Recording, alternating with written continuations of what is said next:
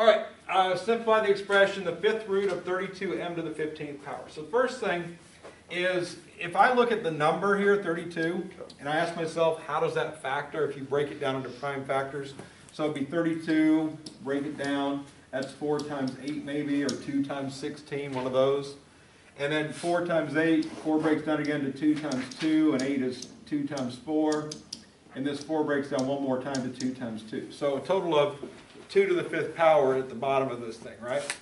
So this problem is specifically the 5th root of 2 to the 5th power m to the 15th power. Break it apart into different types of things. So 2 is a base, m is a base, a bunch of different bases.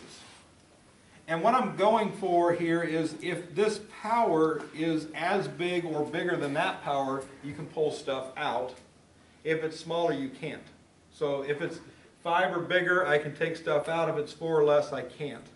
So the fact that's 5, I'm going to put the 2 out here, and I'm simply going to divide the inside by the outside power. 5 divided by 5 equals 1 with no remainder. If there were a remainder, that's the part that couldn't come out, so it's going to stay in.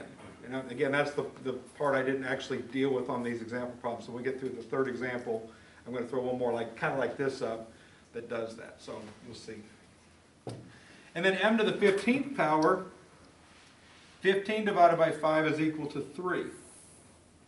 And that's no remainder, right?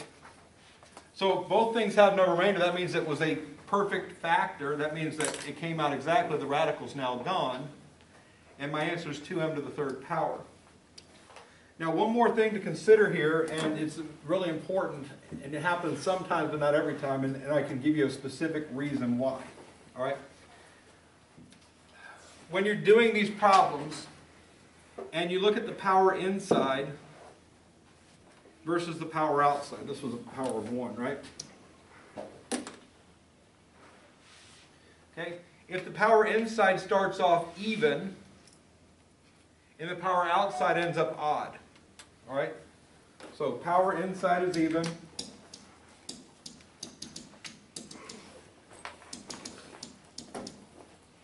And, the word and means both things have to happen. And power outside is odd.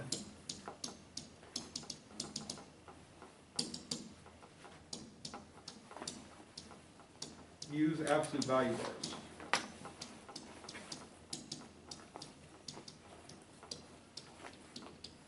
That's going to happen in the next example, so you'll see what I mean to do that. But again, the inside power would have to be even. So both of these inside powers are odd, so no absolute value bars are necessary. And that's only if you're dealing with a letter.